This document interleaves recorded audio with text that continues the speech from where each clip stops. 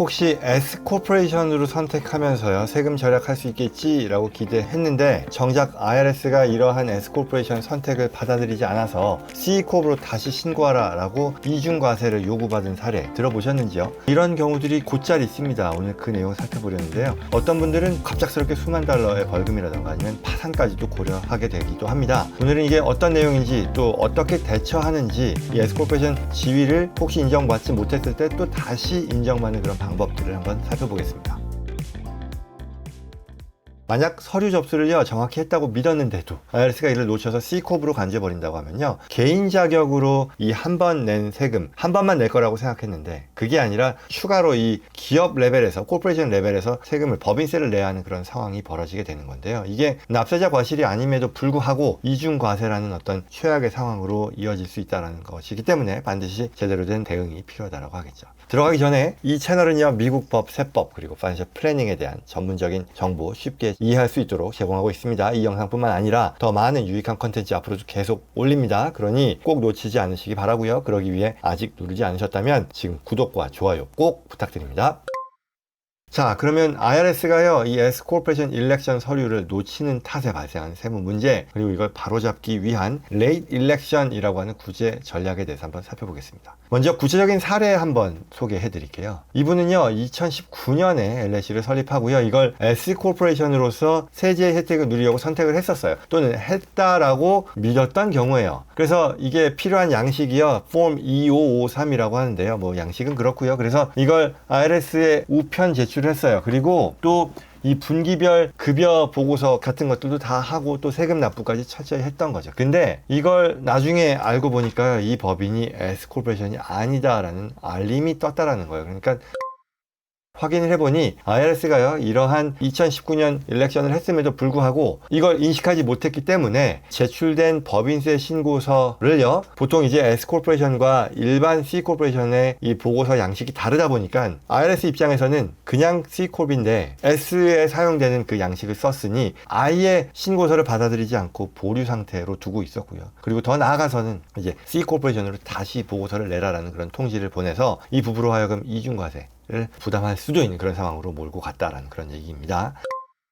그럼 이게 어디서부터 문제가 생긴 거냐라고 하면요 아마도 이러한 세 가지 시나리오가 있을 거다라는 얘기인데요. 첫 번째는 이 S코퍼레이션으로 선택하는 양식을 제때 제출했지만 너무 당연하게도 IRS가 이걸 제대로 반영하지 않았다는 거죠. 이걸 뭐 제대로 인식하지 않았다는 건데 뭐 우편 접수에서 누락이 되었을 수도 있겠고요. 또는 확인 절차에서 어떤 행정적인 오류가 생겨서 이걸 납세자에게 다시 보냈는데 납세자가 이걸 받지 못했거나 뭐 여러 가지 상황이 있겠으나 안타까운 그런 상황이겠죠. 그 다음에 두 번째는요 납세자와 또 이걸 도와주는 어떤 텍스 어드바이저가 있다 했을 때 이게 IRS 측에서 보내는 뭐 앞서 말씀드린 것과 비슷한 상황이겠습니다만 승인 또는 거부에 대한 어떤 안내문이 있고요. 또 추가로 이 서류가 미비했을 때 이러이러한 것들을 제출하세요라는 그런 노티스를 보내는 게 있는데 이걸 제때 받지 못하고 또는 받고 나서 제대로 대응하지 못했을 때 이런 문제가 있을 수 있다라는 거고요. 세 번째는 이 S코퍼레이션 일렉션에 대해서요 접수가 되지 않았다라는 것, 인정되지 않았다라는 걸 알고 레이트 일렉션, 이제 지연 신청에 대한 구제일 텐데요. 이게 가능하더라도 이 기한이 있거든요. 이 기한이 대체로 최대 3년 그리고 75일이라고 하는 것이 정해져 있어서요. 이미 시간이 많이 흘러버렸다라면 이거를 고치는 게 쉽지 않다라는 그런 문제가 있을 수 있습니다.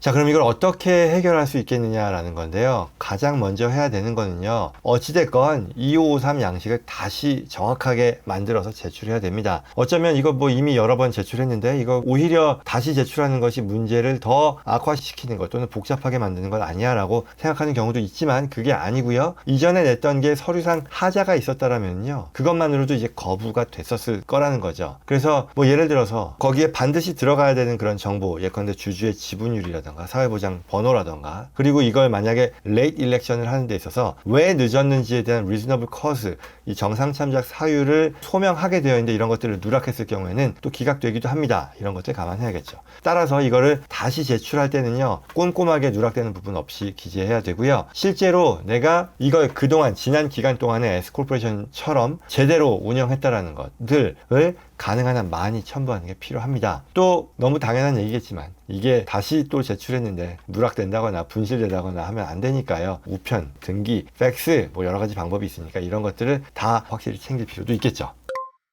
그리고 또 두 번째로 아까 사례에서의 얘기일 텐데요. 이게 굉장히 기간이 많이 지났잖아요. 3년하고도 뭐 75일이 더 지난 부분이니까 이게 실제로 수정 신고가 필요한 건지 아니면 IRS가 추가 과세를 부과할 수 있는 여지가 얼마나 되는지 또한 이 상황에 따라서 면밀히 검토해야 됩니다. 단순히 이거를 인정받지 못했으니까 C코퍼레이션으로 다시 전부 계산해서 제출하자라고 하는 것도 맞는 방법은 아니에요. 왜냐하면 이미 이 개인 레벨에서 납부한 세금도 돌려받는 데 있어서 리스크가 생길 뿐만 아니고요. 또 사업소득에 대해서 우리가 원했던 이 단일과세, 이중과세를 피하는 그런 것들을 달성하지 못하는 거잖아요. 그러니 손해가 더 커질 위험이 있다는 거죠. 그리고요, 이게 정말 또 엎친 데 덮친 격일 텐데요. 이게 Statute of Limitation이라 그래서 과거 연도에 대해서 과세권 소멸 시효 또는 이거는 IRS도 과거 연도에 대해서 무한정으로 갈 수 있는 게 아니라 3년까지만 갈 수 있고요. 또 납세자도 이런 수정 신고라고 하는 것을 할 수 있는 기간이 3년이거든요. 이거는 무슨 얘기를 하려는 거냐면 만약에 이게 과세권의 소멸 시효가 지난 상황이라고 하면 우리가 이걸 굳이 이렇게 이 법인세를 납부하는 거, C코브라고 간주하고 납부하는 게 무의미한 상황일 수도 있겠다라는 거거든요. 왜냐하면 IRS가 그 기간에 대해서 과세하기 어려울 수도 있기 때문에. 따라서 이런 것들을 좀 종합적으로 고려할 필요가 있었다라는 말씀 드립니다.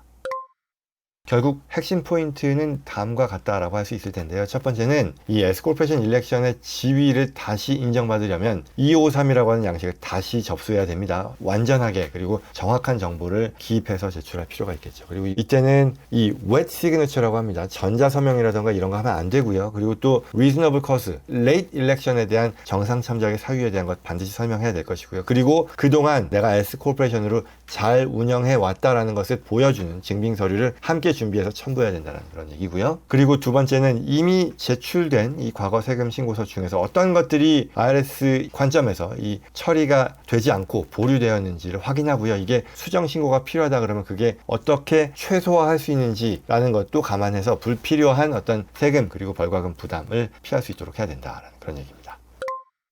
혹시 이 영상 보시는 분들 중에요, 이와 비슷한 문제, 상황을 겪고 계시다면요, 너무 걱정하고 이거 어떡하지라고 겁먹는 것보다는 우선적으로는 IRS의 이 트랜스크립트라는 게 있어요. 내가 내 개인 또는 법인에 대해서 이 온라인으로 내 스테이터스가 어떻게 되는지를 확인할 수 있는 그런 방법이 있거든요. 그래서 이걸 확인하거나 아니면 온라인이 아니면 이 페이퍼로 요청할 수도 있습니다. 그래서 이런 것들을 발급받아서 현재 이 법인이 어떤 상태로 기록되어 있는지부터 확인해 보시고요. 그 이후에는 이제 앞서 말씀드린 것처럼 만약에 내 일렉션이 받아들여지지 않은 상황이라는 걸 확인했다면 앞서 말씀드린 그런 절차에 따라서 잘 대응할 필요가 있겠다입니다. 물론 너무 당연한 얘기겠지만 이게 일상적으로 일반 납세자들이 할 수 있는 그런 성격이 아니니까요. 이러한 상황들을 잘 도와줄 수 있는 전문가, 텍스 어드바이저, 변호사, 회계사들에게 자문을 구할 필요가 있겠고요. 특히 이제 이미 낸 세금에 대해서도요. 이게 자칫 잘못했다가는 또 법인세 또 추가로 내는 그런 상황들, 그리고 낼 필요가 없는 법인세를 또 추가로 내는 그런 상황까지도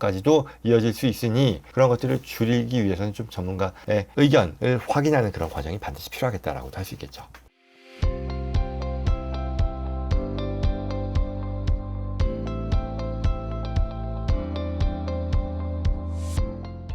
자, 오늘 내용은요, 이 S코퍼레이션 일렉션이 제대로 반영되지 않아서 받아들여지지 않았을 때 패닉하지 않고 해결할 수 있는 그런 방안에 대한 설명이었습니다. 오늘 내용 도움이 되었길 바라고요. 이런 정보 필요한 분들 주변에 많이 계실 거라 생각합니다. 이 채널 여러분과 함께 성장하는 공간입니다. 구독과 좋아요로 다음에도 꼭 필요한 정보 놓치지 않으시기 바라고요. 또 주변 분들께도 전달될 수 있도록 도와주시기 바랍니다. 고맙습니다.